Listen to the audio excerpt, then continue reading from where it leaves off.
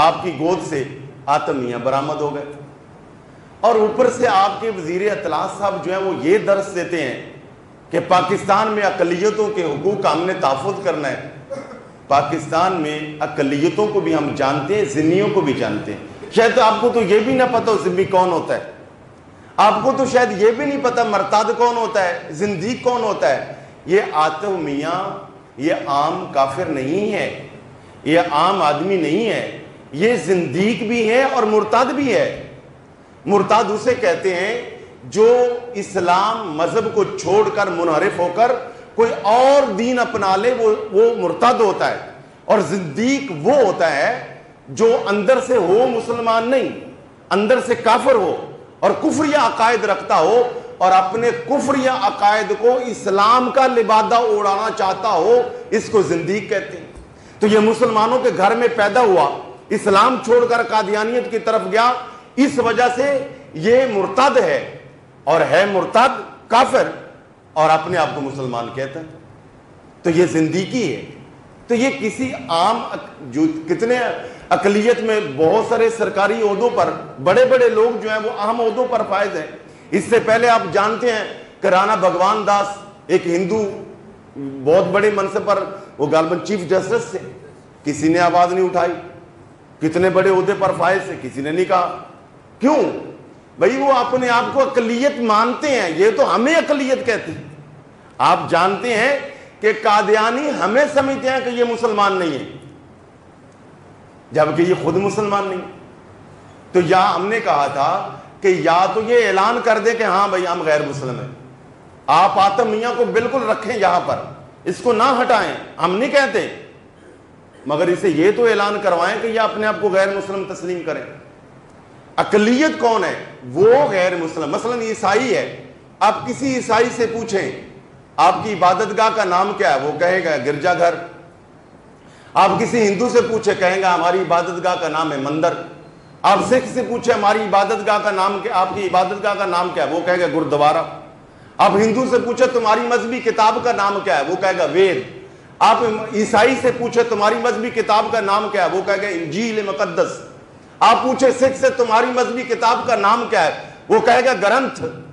آپ ان قادیانیوں سے پوچھیں کہ تمہاری کتاب کا نام کیا ہے، کہتے قرآن۔ ان سے پوچھیں تمہاری عبادت گاہ کا نام کیا ہے، کہتے مسجد۔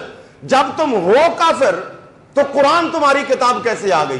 جب تم ہو غیر مسلم تو تمہاری عبادت گاہ مسجد کہاں سے آ گئی؟ تو یہ مسلمان ہے نہیں مگر مسجد پہ قبضہ کرنا چاہتے ہیں، یہ ختم نبوت پر یقین رکھتے نہیں مگر قرآن پہ قبضہ کرنا چاہتے ہیں۔ ہمارا اختلاف یہ ہے، اور وزیر اطلاعات کو شاید اتنا بھی نہیں پتا، اور میں یہ سمجھتا ہوں اس پر بھی قانون بننا چاہیے۔ اور یہ بالکل حکومت کی میں یہ سمجھتا ہوں نابالغ پن ہے کہ جس آدمی کو دعائے قنوت نہیں آتی اسے قوم کا ترجمان بنا دیا۔ وزیر اطلاعات پوری قوم کا ترجمان ہوتا ہے، وہ پورے حکمرانوں کا ترجمان ہوتا ہے، تمام محکموں کا وہ ترجمان ہوتا ہے۔ اور جسے دعائے قنوت نہیں آتی، جسے یہ نہیں پتا اقلیت کون ہوتے ہیں اور مرتد اور زندیق کون ہوتے ہیں، اسے وزیر اطلاعات بنا دیا گیا ہے۔ اور یہ بالکل یہ بہت بڑا غلط اقدام تھا۔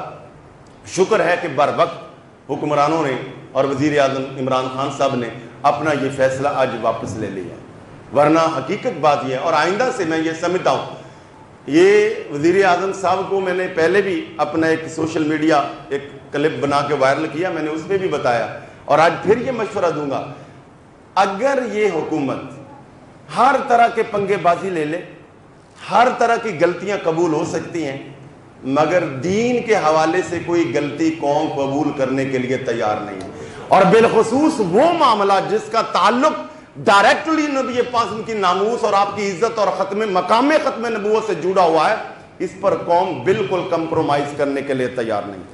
اور پھر یہ کہنا کہ جناب وہ بہت بڑا ماہر اقتصادیات ہے، کیا ہوا اگر وہ قادیانی ہے؟ اچھا، کل کو اگر ہمیں دفاعی امور کے اندر ضرورت پڑ جائے کہ ہم نے کوئی اچھا مشیر لانا ہے جو دفاعی امور کا بڑا ماہر ہو، تو کیا ہم کسی انڈین کو لگا دیں گے؟ کیا کسی اسرائیلی کو لا کے اپنے دفاعی امور کا آپ انچارج لگا دیں گے؟ یہ کیسے ہو سکتا ہے؟ آپ کہیں گے جیسے تیسے ہے بھائی، خود ہی اپنی حفاظت کریں گے، ہم کسی اسرائیلی کو یا انڈین کو نہیں لا سکتے۔ تو یہ کیا بھونڈی حرکت ہے؟ اور پھر یہ کہنا وزیر اطلاعات کا کہ جناب ہم نے کوئی اسے اسلامی نظریاتی کونسل کا ممبر لگا دیا ہے. تو یہ جو مسلمانوں کا جو رزق ہے، اقتصادیات کے ساتھ ہمارا رزق جڑا ہوا ہے، تو مسلمانوں کا رزق حلال حرام اس کی تمیز نہیں کرنی، یہ جو مرضی آ جائے. تو یہ اس حوالے سے بیان تو بہت کچھ کرنا تھا اور اس حوالے سے چیزیں بتانی تھی، مگر چونکہ حکومت نے بہت اچھا اقدام کیا ہے اور بر وقت اپنے فیصلے کو واپس لیا ہے. اور ہم نے بھی آج احتجاج رکھا تھا، علماء نے پورے لاہور کے اندر، ہم نے بھی احتجاج کی کال کو واپس لے لیا. ہمارے پاس ٹائم نہیں ہے، قوم کے پاس ٹائم نہیں ہے، لوگوں کو اپنا کام کرنے دو، اپنی حکومت چلاؤ، اچھے اچھے فیصلے کرو، ملک و قوم کے لیے محنت کرو، قوم آپ کے ساتھ ہے. مگر آپ یاد رکھیں ساری سڑکیں سونے کی بنا دیں، سارے پل آپ چاندی کے بنا دیں، آج دنیا جہان کا ڈالر لا کر ہمارے چوکوں اور چوراہوں پہ آپ ڈھیر لگا دیں، آپ جو مرضی کریں، ہمارے گرین پاسپورٹ کو تمہارے فیصلوں کی وجہ سے دنیا چومنا شروع کر دے، اور اس سارے کے معاملے اور اس سارے کے بدل میں عوض میں اگر آپ کہو کہ ختم النبوت کے حوالے سے کوئی ڈنڈی مار لیں، نہیں بھائی ہم بھوکے رہ لیں گے، پیاسے رہ لیں گے. یہ نہیں ہو سکتا کہ ختم نبوت پر اور ناموس رسالت پر قوم کسی قسم کا کمپرومائز کر جائے. تو اس لیے وزیر اعظم صاحب، اور پھر آپ تو ریاست مدینہ کے لمبردار ہیں، اور مجھے بتائیے آپ ریاست مدینہ کی تاریخ تو پڑھ کے دیکھ لیجئے کہ صحابہ کرام خلفائے راشدین عیسائیوں کے ساتھ تو بیٹھے ہیں، یہودیوں کے ساتھ انہوں نے میٹنگیں کی ہیں، اور ملکی اور بین الاقوامی معاملات میں ان کی باتیں سنی ہیں، سنائی ہیں، مشاورت ہوئی ہے. کوئی ایک خلیفہ راشد مجھے بتا دیجئے کسی ختم نبوت کے منکر کے ساتھ ایک لمحے کے لیے بھی کبھی بیٹھا ہو. آپ ایک طرف رسول پاک ان کا نام لیتے ہیں اور بہت اچھا لگتے ہیں، بار بار نام لیتے ہیں اور بڑا پیارے انداز سے نام لیتے ہیں، مگر یہ بات یاد رکھیے محبت کا اصول یہ ہے کہ جسے اپنے محبوب کے ساتھ محبت نہیں کرنی آتی اور اپنے محبوب کے دشمن کے ساتھ نفرت نہیں کرنی آتی، اس کی محبت کا دعویٰ فضول ہے. آپ ایک طرف نبی پاک سے محبت کا اظہار کرتے ہیں اور دوسری طرف نبی پاک کے دشمنوں کو لا کر آپ جو اہم حکومتی عہدے دینا چاہتے ہیں.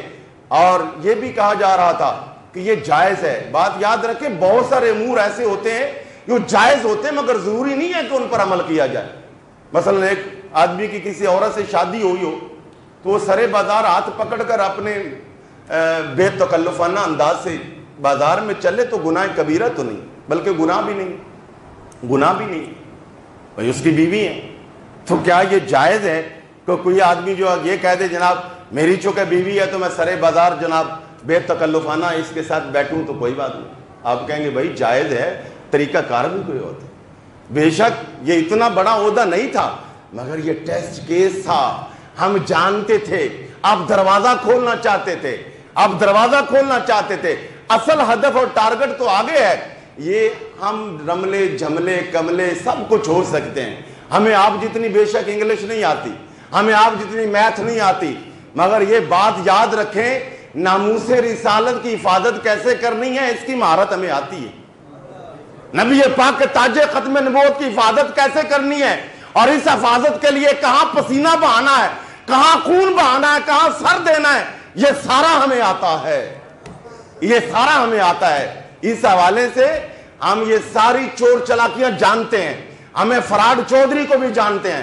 ہم جتنے مرضی فراڈ بن جائیں یا فواد بن جائیں، ناموس رسالت کے حوالے سے آپ ہماری آنکھوں میں دھول نہیں جھول سکتے. تو اس حوالے سے میں یہ سمجھتا ہوں کہ اگر آپ نے 5 سال پورے کرنے ہیں تو آپ کو چاہیے کہ آئندہ کبھی بھی یہ غلطی نہ کریں کہ جس کا تعلق ناموس رسالت اور ختم نبوت سے ہو. بلکہ میں تو یہ کہوں گا کہ صرف اسے نہ ہٹایا جائے بلکہ اس تطہیر کے عمل کو اور تیز کیا جائے. دیکھیں جہاں جہاں اہم اداروں کے اندر جہاں کی پوسٹ پر یہ قادیانی بیٹھے، یہ قادیانی کا مطلب سام بیٹھا ہوا ہے، قادیانی کا مطلب یہ سام بیٹھا ہوا ہے، نہ یہ اسلام کے وفادار ہیں نہ یہ پاکستان کے وفادار ہیں، لہذا ان سے جان چھڑانی چاہیے.